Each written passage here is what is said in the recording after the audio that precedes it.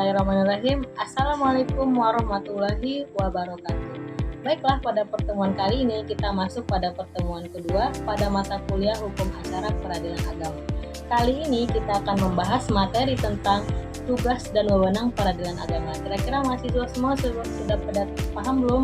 Sudah pada tahu belum tentang tugas dan wewenang peradilan agama? Baiklah, mari kita bahas. Berdasarkan Pasal 49 bahwa peradilan agama bertugas dan berwenang memeriksa, mengadili, dan menyelesaikan perkara di tingkat pertama antara orang-orang yang beragama Islam di bidang perkawinan, kewarisan, wasiat, hibah, wakaf, zakat, infak, sedekah, dan dalam bidang ekonomi syariah. Wewenang peradilan agama itu ada dua.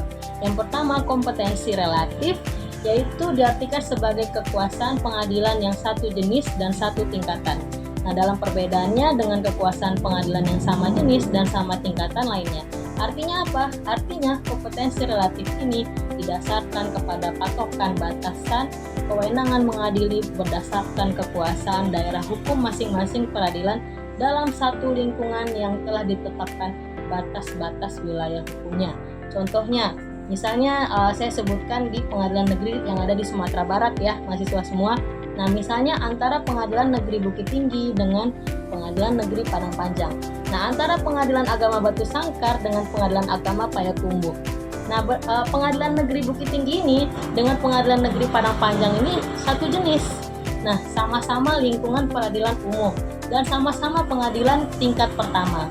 Nah, Pengadilan Agama Batu Sangkar dan Pengadilan Agama Payakumbuh itu juga satu jenis. Nah, yaitu sama-sama lingkungan peradilan agama dan satu tingkatan, yakni sama-sama tingkat pertama.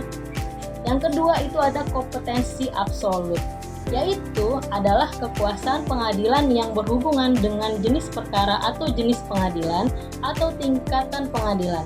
Nah, dalam perbedaannya dengan jenis perkara atau jenis pengadilan atau tingkatan pengadilan lainnya.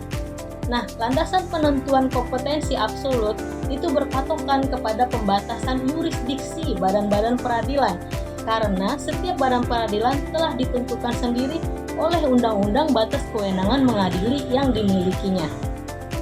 Nah, pengadilan agama berkuasa atas perkara perkawinan bagi orang-orang yang beragama Islam, sedangkan selain yang beragama Islam menjadi kekuasaan peradilan umum.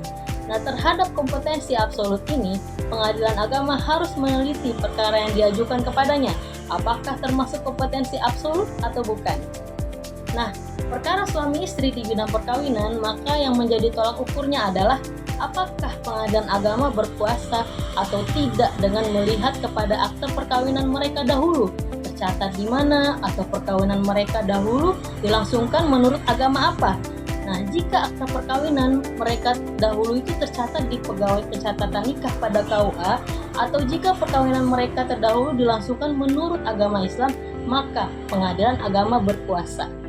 Nah, melihat bidang-bidang tertentu dari hukum perdata ini, maka dapat dipahami bahwa kompetensi absolut peradilan agama adalah bidang hukum keluarga dari orang-orang yang beragama Islam. Nah, kita sudah sampai pada kesimpulan ya.